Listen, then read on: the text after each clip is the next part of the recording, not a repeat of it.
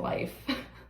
But I'd be lying if I said this was easy. I'm definitely still getting in the groove, and I think what I'm gonna really need to do is create some sort of guide for myself to take out the guesswork of where to go for what. And I can't actually create that guide yet because I'm still figuring it out, but I think it's time for me to start taking notes on like where I get certain things, because I was sort of noticing a slight avoidance, a slight aversion to going grocery shopping today, because I was like, not only do I need to figure out what I'm eating for the week, but then I need to figure out what stores I'm going to, and then what containers I need to bring with me for which items. And it's just a lot.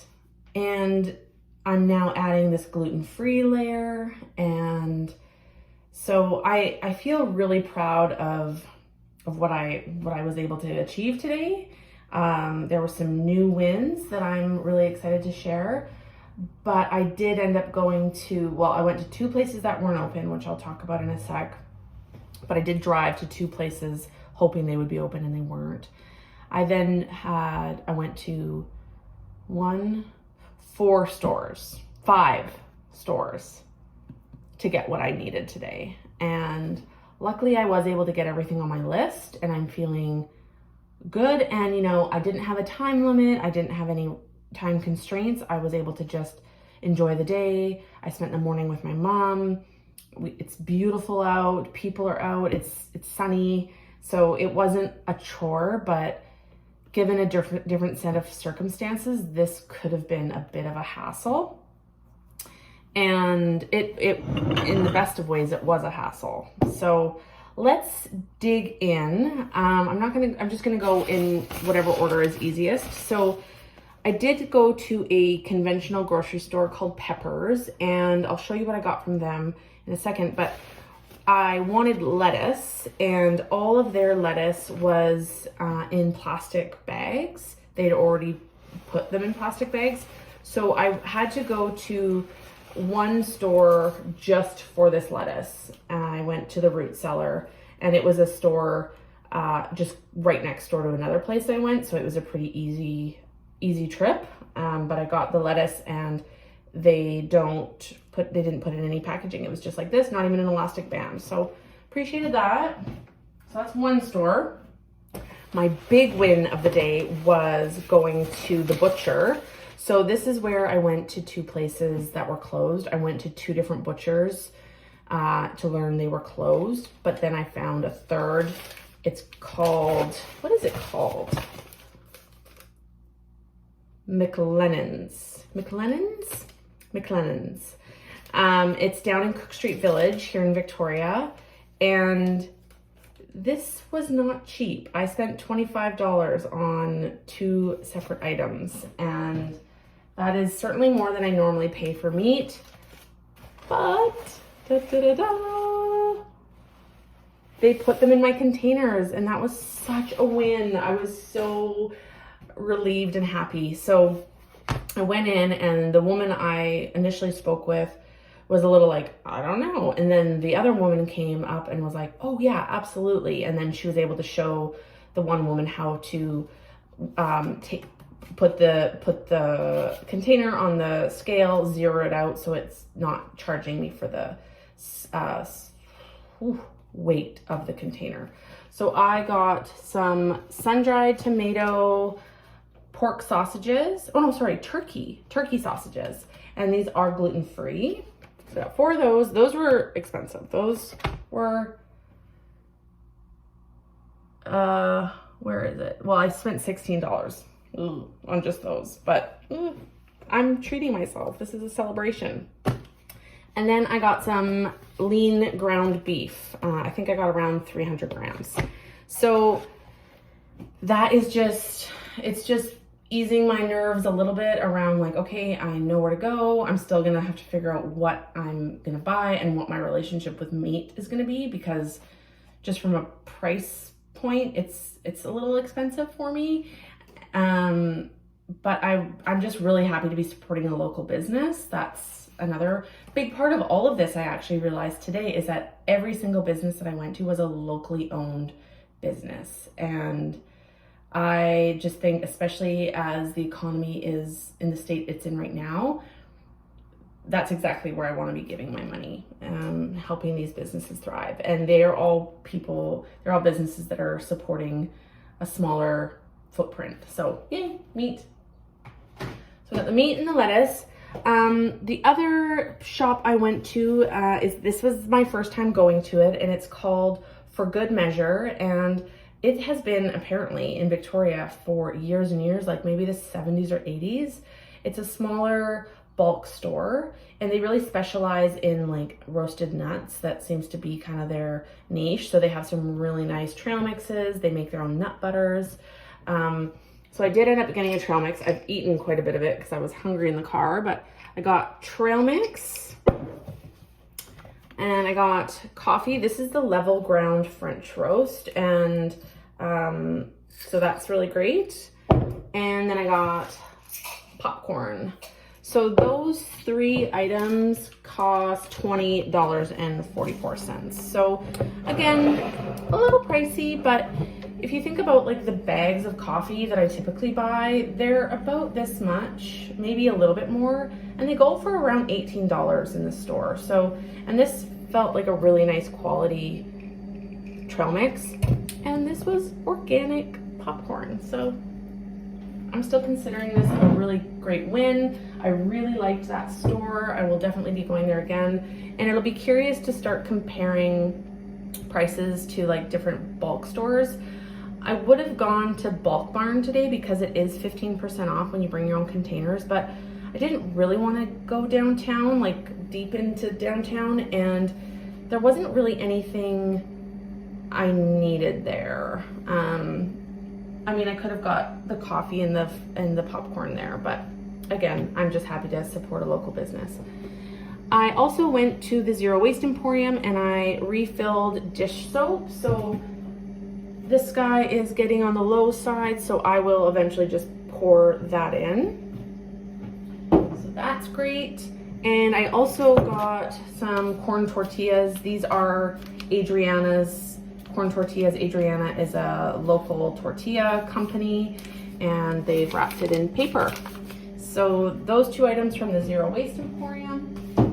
And then just the sort of regular grocery shopping I did at Peppers. And Peppers is down in Cadboro Bay, also here in Victoria, and that's where For Good Measure is right beside Peppers. So I went to For Good Measure, and then I went over to Peppers. So bananas.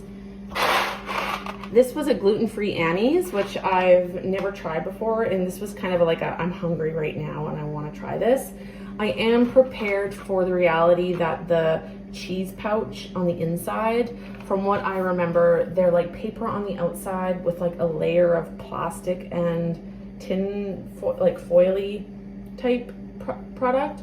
So this may generate some waste, so we'll cross that bridge when we get there. I got 1 avocado plastic sticker. I got 3 apples. They all have plastic stickers. Some jalapenos in a glass jar. Some pesto in a glass jar. I got some wild pink salmon in cans. Garlic. 2 lemons. 3 potatoes. I'm going to be making shepherd's pie with the ground beef that I got, and some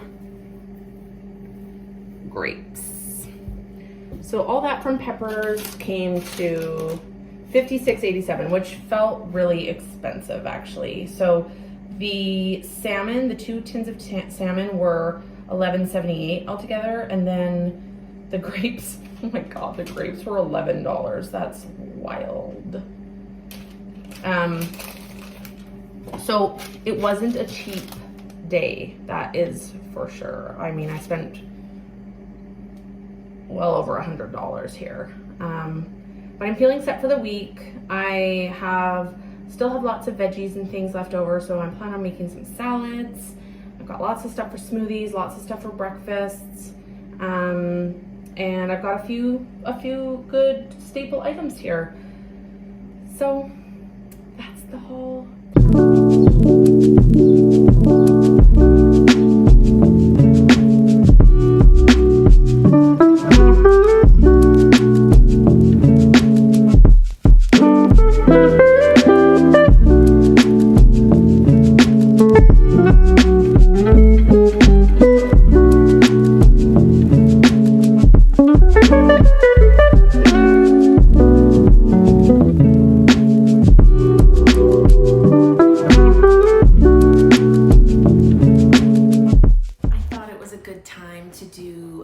Check-in. There's been things going on. A lot of it has been inward, so not a lot of outward movement, but a lot of processing and rethinking things and just trying to make sense of things in my own mind. And so there has been some mindset shifts, and I wanted to share a bit more about that. I also wanted to share a little bit more about my visit to West Coast Refill, where I didn't end up buying anything, and I'll tell you more about all that. But top of mind this morning, and I just did a bit of a rant. It wasn't a rant. I think when I say rant, it's almost like I'm apologizing or embarrassed, but I'm not. I'm just trying to engage in dialogue, and it just included a lot of writing. So not a rant, not a soapbox speech, just sharing some thoughts and opinions on Amazon. So I don't know if it was I think it was my first plastic-free video where I was sharing some of the plastic-free or zero waste products that I had, and I mentioned that I'd bought my produce bags from Amazon and that I was currently on a 30-day free trial. I have gone to Amazon over the years, time and time again. I've signed up for the Prime membership. I've had all kinds of different free trials with different email addresses, and I always come back to the place of canceling it because I have such an ethical dilemma with Amazon as a whole. And I'm not here to unpack that. I'm sure there's lots of people already engaging in that conversation and would probably do a better job. But where things came down for me this time around was not only the plastic packaging and how you really don't have a lot of autonomy in choosing the type of packaging your parcels come in. So there's that piece that I just was like buying these sustainable items, these vitamins in compostable pouches and these reusable produce bags, and they were all an effort to be more sustainable, but then they would arrive in plastic packaging. And I don't want to talk all about Amazon, but there's just so many stages in that business model where things are not eco-friendly, things are not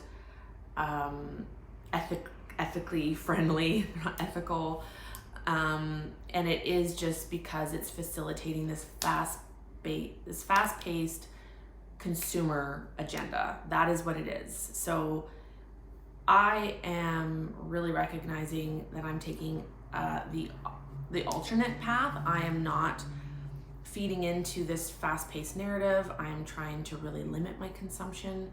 And so the big wake-up call that I've had recently, and this is what I was sharing on Instagram this morning, is plastic aside, Amazon facilitates overconsumption. It is marketing things we do not need. It's marketing a lifestyle that actually doesn't serve us. It's not marketing sustainability. It's not marketing,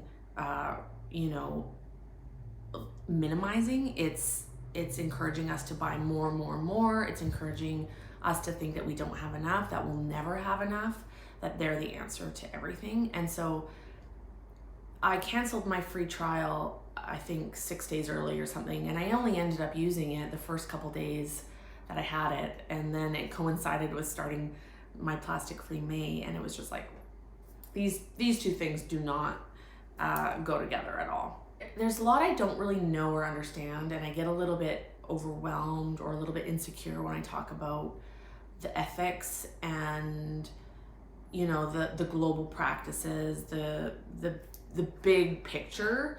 So I really do try to stick to just my own experiences and what I know firsthand. And what I know firsthand is that I get like a squirmy, uncomfortable feeling when I support Amazon. And at this point, it's mostly a gut feeling. I don't feel proud to support Amazon, and I don't feel that I need to support Amazon. I am in a place where I have the privilege, I have the freedom to have other options available to me, and I am going to pursue those options for as long as I can, sustainably. There's a lot to be said around like the cost efficiency and how a lot of people lean on Amazon because it can be the best deal, and I can't argue against that. I think they've been very clever, and that's how they keep us loyal.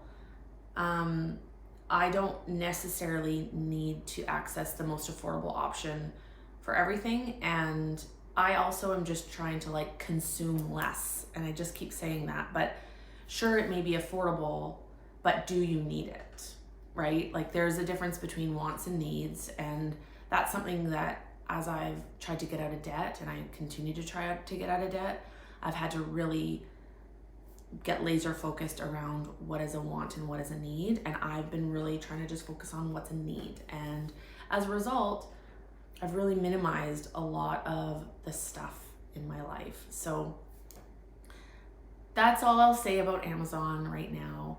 I do want to talk about my trip to West Coast Refill. I went on Saturday, I believe it was Saturday, and I had gone by earlier last week and they were closed.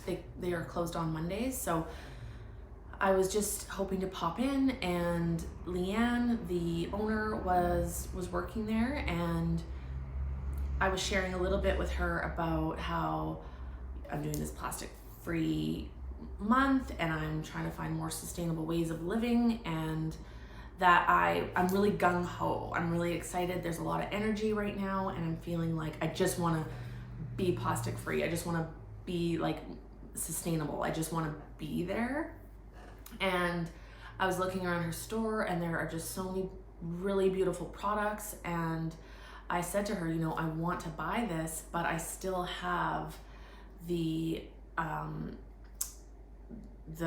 plastic or the waste version at home. And I was actually talking about, she was selling these reusable cotton rounds that you can use on your face for taking off makeup or whatever. And she said, use what you have. Finish using what you have before you buy the zero waste option. And her rationale and kind of like my interpretation is that as soon as you buy the zero waste option, you are not going to finish using this product. And this product, the damage has already been done. You already own it. You're not doing more damage by using it. In fact, you're seeing it through. You're seeing your decision through to the end. And so that was actually so great to hear, because I mean, she's a small business owner. Life is not easy for small business owners. I think the other piece of that conversation is that you can be zero waste for the wrong reasons, and you can still fall into this consumer trap where you're buying all the zero waste gadgets. And the other thing that she mentioned is that you may realize that once you actually like finish a product, you may not need to replace it right away. You may never replace it. And so I have a few items that I want to share that are kind of like the things I'm using up and the things I'm curious as to like whether I will replace it with a zero waste or a plastic free option. So I really did appreciate her reframe, because instead of supporting this like capitalist agenda, this consumerist agenda, she was like, just slow down. take some time, finish what you're using up, and then cross that bridge. Then decide, okay, how long did it take me to go through 100 of these? And what's my relationship with them? What do I really use them for? Could a washcloth do the same thing? Like, do I already own something that could actually just eliminate my need for these completely? I was really grateful for the pause and just for her encouragement to take time to really zero in on what I actually need and what I'm actually using. And yeah, she basically just really affirmed that we have more than we actually need and use, and that just because I finished like a plastic option doesn't mean I need to like run out and find the plastic free option. The things that I was looking for replacements, so the cotton pads, these ones are 100% cotton, so I can compost them, and it's taking me a freaking age and a half to go through 100 of these. So I'm really glad that I didn't buy the reusable option, because it could very well take me 6 months to finish these. And even if I just think of like that money, that still just gets to stay in my pocket. Like I don't need to spend that money right now because I have the option. So the cotton rounds are one thing that I am eventually hoping to replace with a waste-free option, but I don't need to do that yet. This is like an avocado oil spray, a cooking spray, and I do use this. I also have a bottle of avocado oil and a bottle of olive oil. And my thinking is that, if I really need the spray, I could find one of those reusable bottles that have the spritzer option. So you would just put your own oil in it, and then you wouldn't have to buy this like aerosol can.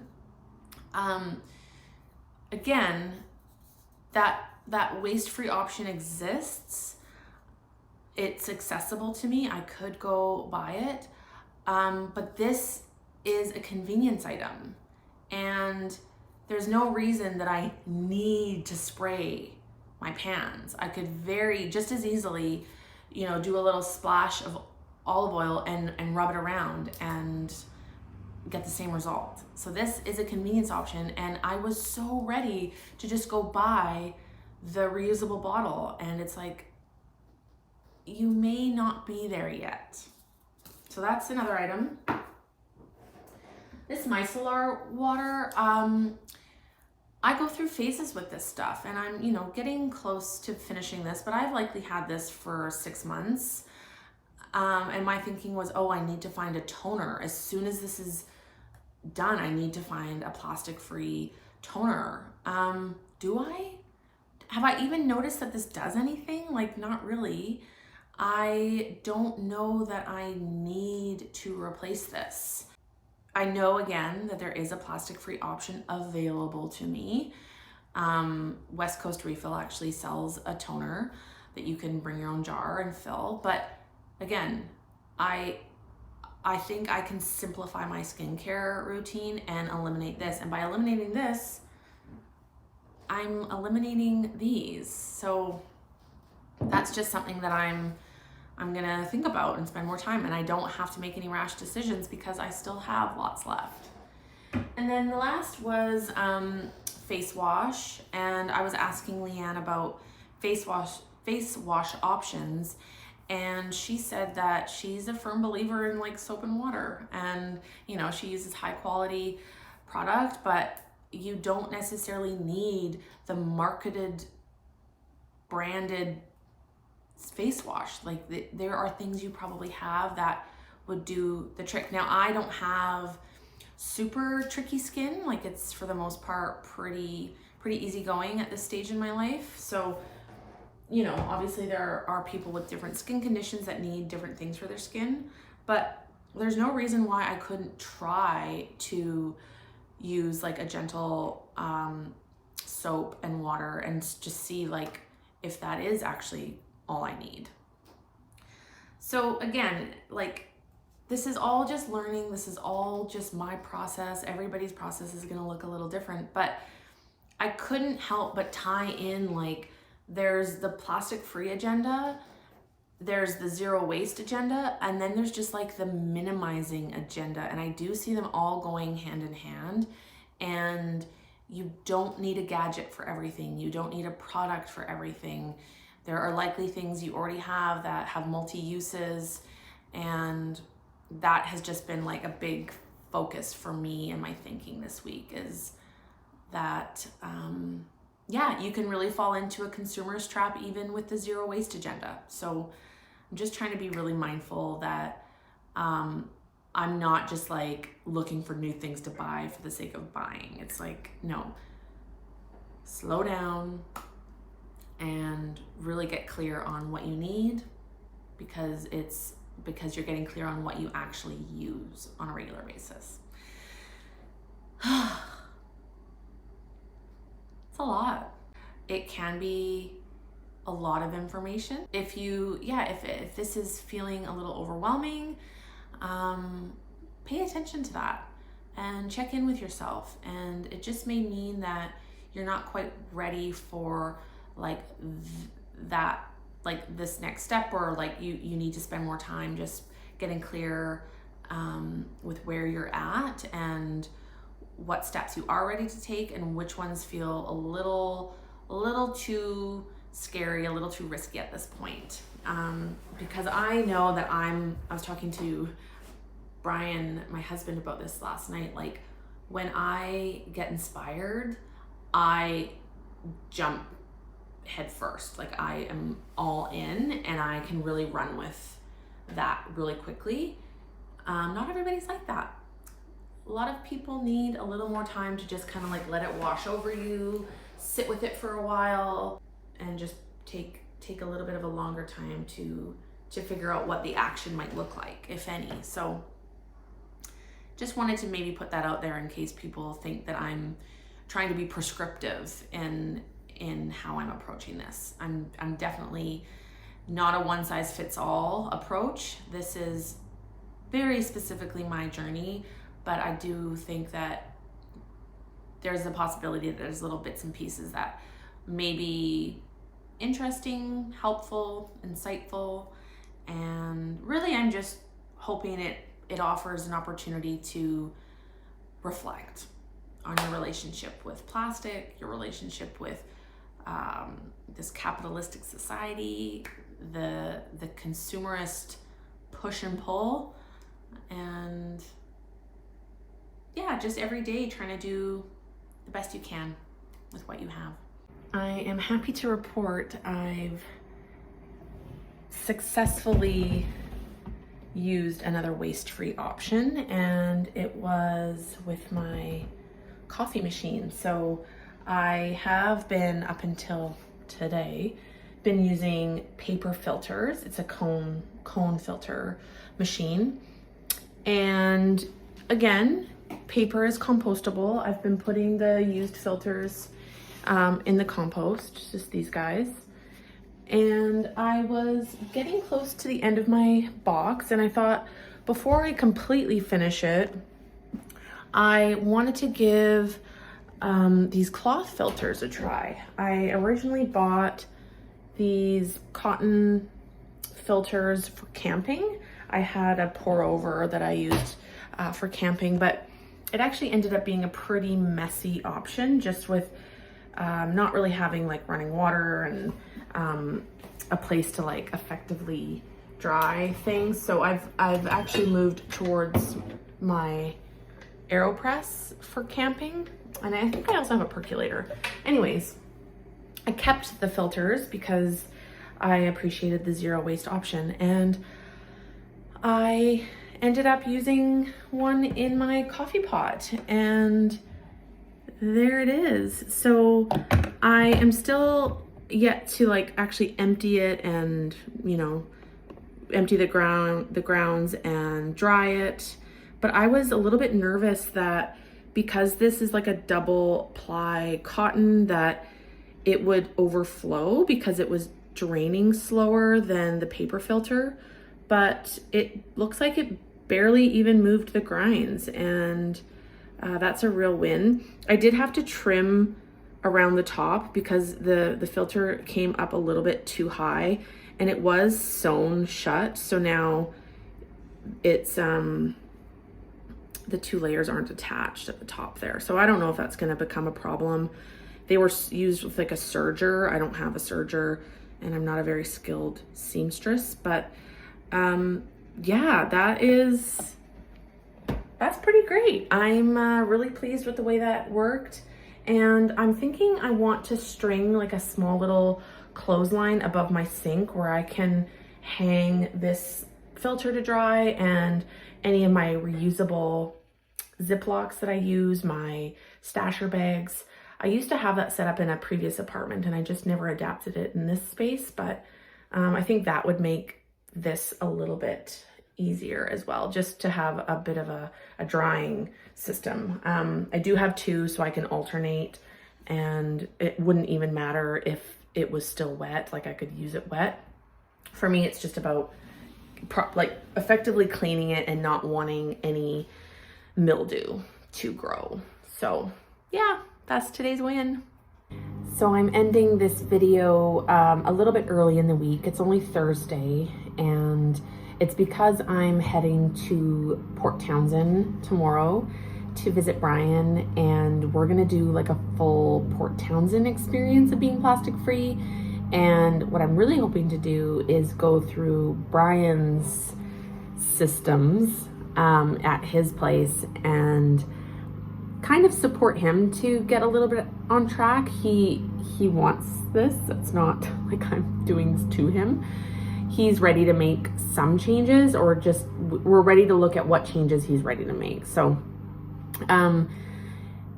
in my experience in Washington State, things just look a lot different. I know that they are equipped with lots of good resources, but I'm just really curious to see how we do over the weekend. So to wrap this up, I thought I would share the contents of my plastic bowl. I'm happy to report that again, there's not a lot that I'm adding.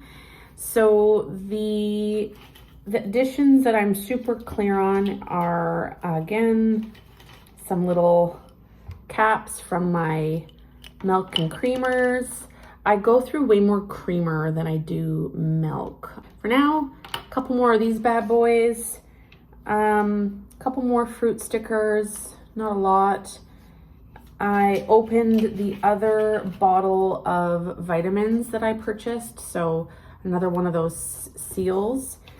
And so far all of this is recyclable, whether I'm recycling it in the regular blue bin or with my soft plastics.